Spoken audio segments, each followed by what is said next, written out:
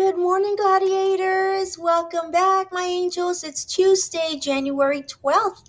Let's get started.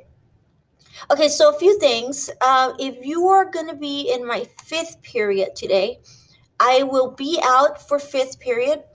So please make sure you do the assignment that's in Schoology.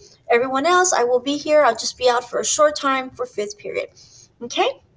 All right, so let's get started. So today what you're going to do is you're going to watch the video where it says please watch video. Please watch each video. I apologize. There's a Europe video, a Germany video, and a Russia video.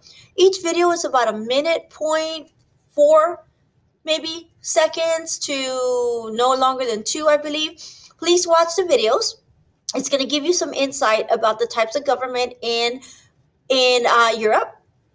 And then what we're going to do is we're going to actually go over this because it's important that you understand that in Europe, it's a little different because we have a king and queen that are involved in some places where we would call a republic. There they call it a presidential democracy. So there's various things. You have chancellors. So we're going to go over and break these categories down so you have an understanding of what they mean.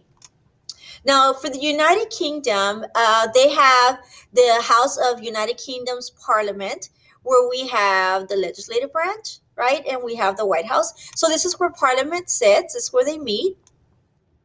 They do have a prime minister. So the prime minister, I guess you could say, is almost like a president slash governor, someone that is in the executive power. They hold the most political power and is the powerful chief executive. But there's a caveat, and I'll explain that in a bit. He or she leads parliament in making and enforcing laws in the United Kingdom. But then you have the monarch. The monarch is the queen, Queen Elizabeth. So she is the official head of state, but in reality, she has zero power. Though, they have a lot of respect for her. She meets often with the prime minister. She really doesn't have any power. Her duties are mostly ceremonial, and the role is restricted because they have a constitution. So this is where we have learned, and I think we learned this in September. There's a difference between a constitution like us, whereas the constitution has everybody in the branch has limited power, right? The people are in charge of government. Well, because in United Kingdom, it's almost the same, where even though they have a queen, that constitution takes away that power from her because the people are still in power. So she shares power with the government and, of course, the people. This is the beautiful Queen Elizabeth II, Her Royal Highness. Then you have Boris Johnson. Boris Johnson is the United Kingdom's Prime Minister. So how are the leaders chosen? Well, the Prime Minister, obviously, they have to be over the age of 18, and they must be elected by 2 members of the House of Parliament. The British Parliament then selects a Prime Minister and an elected legislature. So 2 people have to decide. The monarch, the position is inherited through family lines. So, if you're a king or queen, then your children are going to be kings and queens, right? It's just going to keep going down the line. The legislature is just like the United States, the legislative branch. Here they call it parliament. So it's the country's bicameral legislature. It's a law-making body. Bicameral is just like us. We have a Senate and a legislative branch. There, instead of a Senate, they call it House of Lords, and instead of House of Representatives, they call it House of Commons. So the House of Commons are elected by the people, whereas the House of Lords are appointed officials. This is what it looks like. So try to compare that to the legislative branch, right, where they meet in the Capitol. And we'll go through this a little bit further today. So this branch controls the country's budget. It has a lot of power. And the leader of the political party with the most members becomes the prime minister. So it's a little bit different of how we do it. This is House of Commons. Then you have the Parliamentary Democracy. Is the leader of the political party with the most members of the House of Commons is asked by the Queen to become a prime minister. Again, the prime minister is the head of government, the chief executive. We'll go over the roles of the citizens.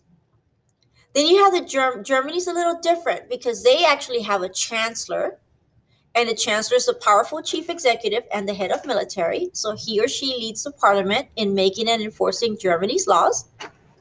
But they do have a president, where United Kingdom has a prime minister. Here, the president is the official head of state and has very little power. I guess you could compare that to Queen Elizabeth, where she is the head of state with only ceremonial powers, very limited.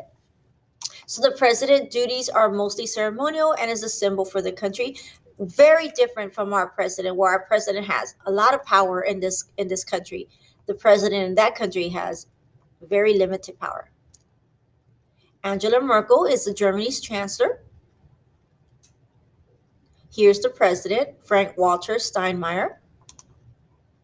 And how are the leaders chosen? Well, the chancellor is elected by one of two houses of parliament. The president is elected by a special committee. They also have two houses, so we will discuss and break down those two houses today. Whereas we have three houses, they have two.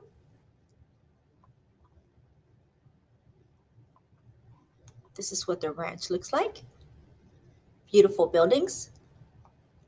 They have a parliamentary democracy. The chancellor is selected by members of the Bundestag, and the chancellor is the leader of the majority party in the Bundestag. So it's kind of like the Senate. You have Mitch McConnell right now, who is the majority leader for the Senate as a Republican, and then they do the same thing. Just like us, they just call it something different. The role of citizens. Citizens have some basic freedoms like those in the United Kingdom. All citizens are treated equally and have the right to worship as they choose. They also have freedom of speech, just like us. First three amendments, right?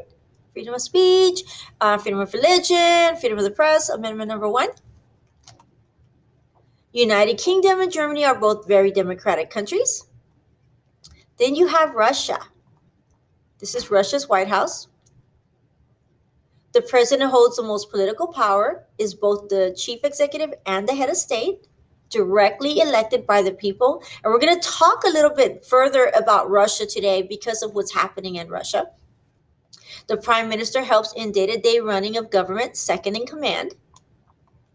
Vladimir Putin, who was the president in Russia, then he served his term. Then he came back and he ran again later on, like 6 years later, and is president again. But he is actually working on amending the Constitution. So we're going to talk about that, because in this country, it's very different. You can't really do that. Can't amend the Constitution. You can add amendments, but you cannot physically change it as much as he's wanting to change it. He's really wanting to change it. We'll talk about that today. This is his prime minister, Ms. Houston. Hope I said that right. The president has a 6-year term, 2 consecutive term limitations, so they can only run for 2 years, for 6 years each, and then they can leave and then come back and run again, just like Vladimir did. And the prime minister is appointed by the president. Okay, and we're going to go over this today because I don't want to spend too much time on this video. Then what you're going to do today is please review the rest of the slides. Today, you're going to complete this activity. It's a drag and drop, a matching, true, false, and a multiple choice. These are exactly to the slides. Okay? All right, my angels, I will see you in a bit. Okay?